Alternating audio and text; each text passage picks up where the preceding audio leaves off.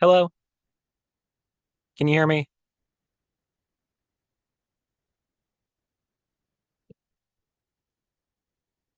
It's a little grainy, but Okay. I was gonna say it's just the Wi-Fi here is so terrible just on campus. It's hard to find a good oh, sig. yeah, definitely. Well, how are you doing? It's nice to see you. I'm good. How are you?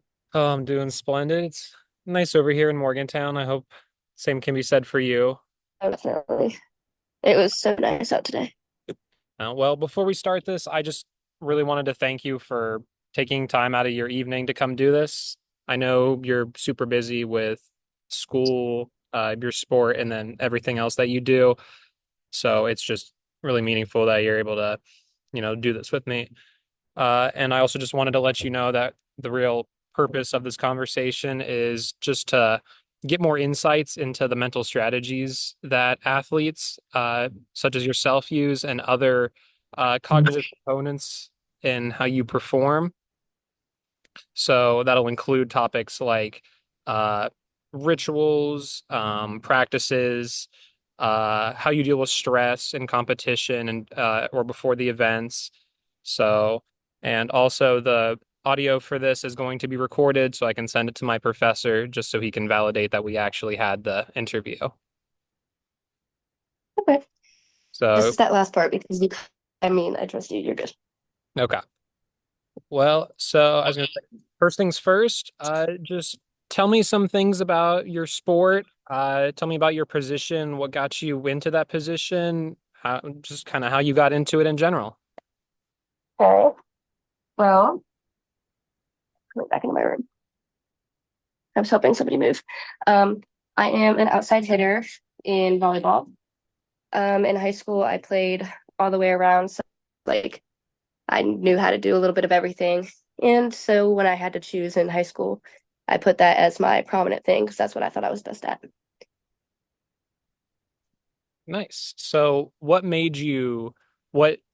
kind of drew you to volleyball as a sport, or to like do it as a sport as opposed to say, other sports that people often do in elementary through high school? Um, well, I was doing just basketball at the time, and I was like, okay, I want to have another sport. That way I have something to do all year round. Hmm. And at the school that I was going to at the time, it was only basketball and volleyball offered. So, that's kind of how I started. And then I ended up loving it a lot more than basketball and dropping that and Hey, going just for volleyball. I mean, yeah, I was gonna say you always find it when you least expect it, I guess. So, Hmm. well, were there any like early experiences that you had in volleyball that really kind of sealed the deal for you? Were there any like moments in a game, any sort of coaches or uh, other like peers on the field that really kind of kept you hold of the game and kept you grounded? Just kind of like the way I felt while playing, Mhm. honestly. It just made you Um, feel like good about yourself. as soon as I started, I was addicted. Like there was no way I was stopping. Well, that's good. I mean, it's always nice. Hmm. I was gonna say, once you find something that you're passionate about, being able to put the time and the energy into it is such a rewarding experience. And I Oh imagine, yeah. especially now that you're in college and you're actually Oh yeah. doing the sport in college, it means that much more to you now than it did back in public school. So, Oh definitely, yeah. how was the transition to playing at a collegiate level, changed, uh, just changed the way you viewed the game? I definitely think a lot more strategically now than I did before. Um, of course we exercise a lot more and do a lot more lifting and we watch a lot more films, so it's very strategic play. Hmm. The tempo is a lot faster. The exercise isn't like what kills me, it's just like the fast tempo, but Yeah. you get used to it after a little bit. Hmm. You just build up kind of the endurance to that over time. Hmm. But even still, I imagine it seems like it takes a lot with just practices, games. I assume you probably do tournament weekends, and then on top of Yeah. like, lifting and additional practices and stuff that you do on your own, it takes a Hmm. great deal of mental fortitude and physical aptitude to continue to do that. So, I want you to think about any competition that you performed well in. uh, or just like any sort of like highlight moment for you, uh, how did you prepare for an event like that? Like, how would you preemptively Um, go into the game beforehand? I have not played in an actual game yet, because obviously even the competition with your own teammates is really tough. Yeah. And it definitely pushes you.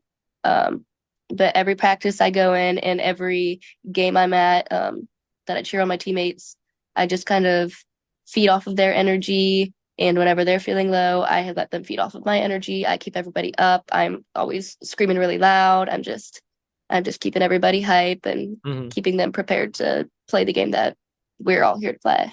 So would you say that you're one of the people on the team that's a good motivator for everybody? You're kind of like an engine that I would say so. drives everybody to kind of Yeah, strive for their best? I would say so. Yeah. Where do you think that mindset came from? Do you think you developed it kind of early on, just being in the sport so early, or do you think it was something that took a while to develop and it's only kind of come in recent years? Kind of a little bit of both. I've always had that little motivation, but I'm not usually like a big outgoing person. So Hmm. it took a while for me to be able to verbally speak it. I definitely started becoming more verbal in high school, with everything was going because you kind of have to. I was a Hmm. captain. I had to keep everybody going, keep the motivation up, and it just kind of followed me through college. Hmm. And it's definitely something that we need sometimes. We get down on ourselves a lot. Hmm. And even though I'm not in, the people that are in need to stay motivated. Hmm. That's good. So do you think that role of captain that was given to you in high school was kind of the like biggest driver of that motivation? You were like, I have this role I need to fulfill, and I want to be able to effectively help my teammates because I'm a captain. So is that kind Yeah, of yeah. really what? Kind of similar to that, yeah. I always try to work harder, even though if people think I'm doing good, I think I could do better. Hmm. So when they thought I was worthy of being a captain, Hmm. I was like, okay, no, I really need to step it up because they Yeah, think I'm good, but I don't think I'm being as good as I could be. right. And you always, I mean, it's natural to want to be at the level that Hmm. people you think people expect of you, and that always just makes you feel good. Well, kind of on the flip side of that, could you describe any sort of stress that you experienced before or during competition, kind of how that affects you, and then maybe some of the strategies that you use to kind of cope with said stress during the game? Um, you're always like a little nervous and panicky before a game. My anxiety is pretty bad, so I'm always like shaken up and everything. Um, I like to listen to music, just kind of like get my head in the game. Because if I'm listening to the music, then I'm not paying attention to what I'm thinking Mhm. of. I'm just like, okay, music, music, music. Um, and I blast that, and I like just keep myself mentally composed. And I just quietly sit there, and I really prepare myself. So you get yourself in the zone, you get yourself focused, Yeah. don't let any of the external environment really get to you. That, Hmm. Yeah. Just like block everything out. yeah, stay present, stay in the moment, do your best in the game, and then reflect on it afterwards.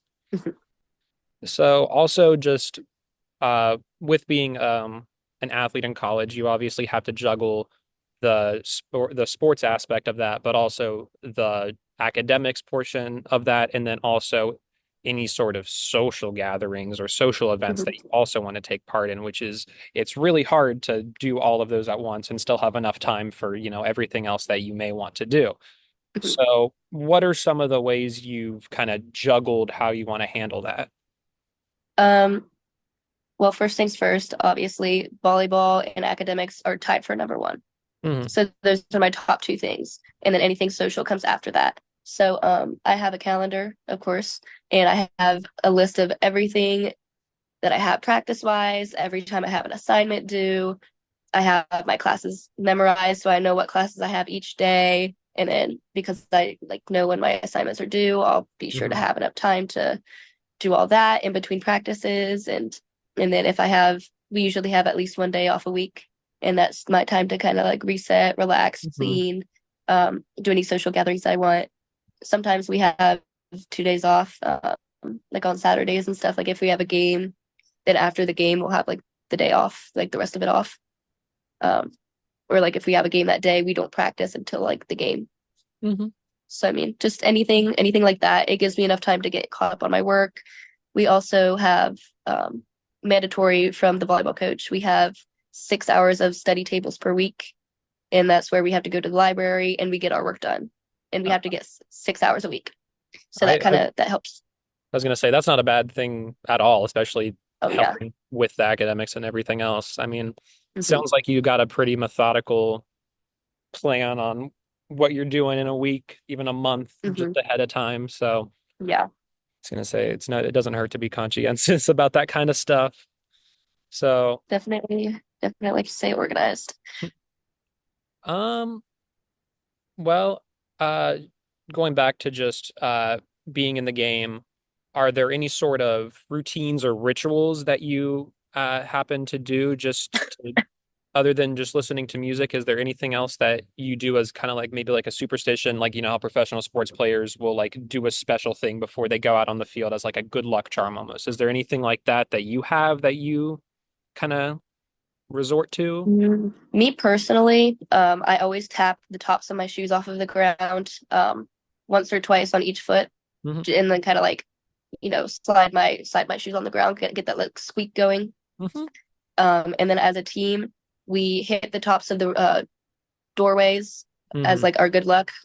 We do that, and then in the locker room, we like hit the lockers and stuff like that, and then like yell and like chant and stuff. And then on the way out, we always do like a chant, like "Oh, Bobcat Love" or something like that. And it just kind of like it gets everybody pumped up and everybody like super excited and Oh yeah, I was gonna say just having the whole team in on it just makes it that much more, oh yeah. get pep talk, get hype. Everyone's ready to go. And like you said, if you're one of the engines driving that train, then it just makes it that much better, Mhm. honestly. Well, also there obviously come some setbacks and challenges that happen both in Mhm. training and during competition. So, uh, how has it, well, first and foremost, has there been any sort of major, setbacks that have impacted your athletic career? Um, Apart from like small injuries and stuff like Mhm. that, I really try to keep it as set as possible. So I haven't really had very many setbacks. Yeah. No, that's good. Uh, is there any like sort of uh coping mechanisms that you did use while you had these small injuries? Were you just kind of listening to what you were told, or were you kind of the person who was like, you know what, I know I'm supposed to wait 3 or 4 weeks, but I really want to get back into it, so you're gonna start a little bit Yeah, earlier? that's exactly what I did. Hmm. I would play when I wasn't supposed to. I would play when I was supposed to. I'd play outside of the time that I was supposed to play at. I just all the time. I mean, like you said, if you're addicted to the sport, something like that's Hmm. gonna really make you want to go back out there and just Yeah. work even harder. Um, and then also, do you have any moments of teamwork or collaboration that was really kind of quintessential to your success and your ability as a volleyball player? Can you think of any like sort of really high achievements that you and a team achieved? I know for league and stuff like that, we got into like the championships every tournament that we had, Nice. at least in like the gold bracket area. And Hmm. so that's always a high motivator. It pushed us to be better. And I've always played a year up. So if I was 16, I'd be playing with 17 and 18-year-olds. If I was 18, I'd be like 19, 20-year-old. I've always been like that. Ever since I started, I've Mm. been playing with girls that are 4 years older than me. Um, So do you think that so whole I mean, competition also contributed to kind of your work ethic, just oh, maybe definitely. kind of being maybe not the smallest one, but at least one of the younger ones out there? It was kind of like a, Mm-hmm. hey, this is where Cause I yeah, want to be. And so you really work hard to get to that point. because in that one school that only offered those two sports, when it was my first year playing, I was playing against seniors in high school. Ooh, goodness. And I was in sixth grade. I was definitely, I was going through it, but it was definitely a pusher. Yeah. I was gonna say, were you still playing outside hitter then as the little sixth grader? Mm, I was playing everything actually. Oh yeah. I I was gonna say back was when you were doing a little bit of it all. can't guarantee that I was very good at it, but I was Uh, doing it. yeah. Well, so uh how's the season at least been going? Maybe you haven't had any like competition games, but like how Mhm. has just practicing and adapting to the lifestyle of college sports been?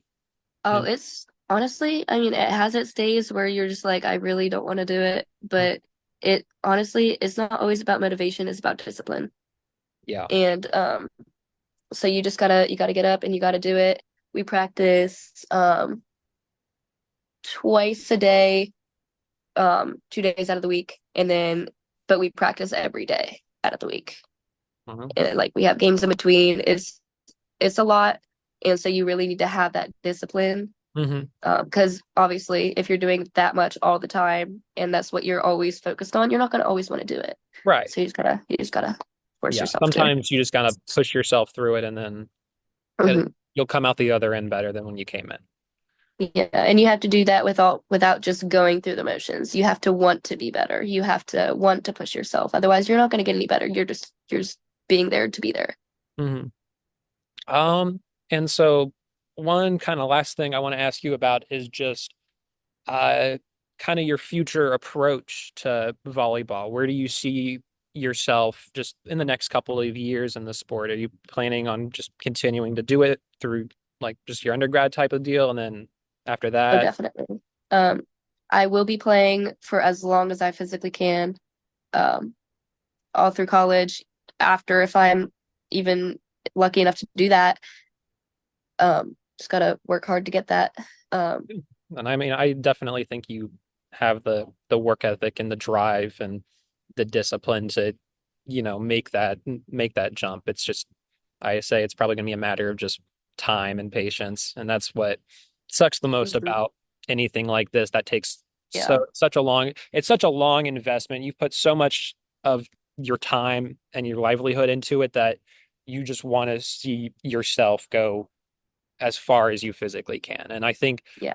And I think that's a very healthy habit to have. I mean, obviously, being active all the time is good for you anyway. But I think pursuing something athletic as intensely as collegiate athletes like yourself do is really admirable, and it really is kind of a standard that people try to look up to and try to achieve in their own daily lives. And I think that's a really good thing to look towards.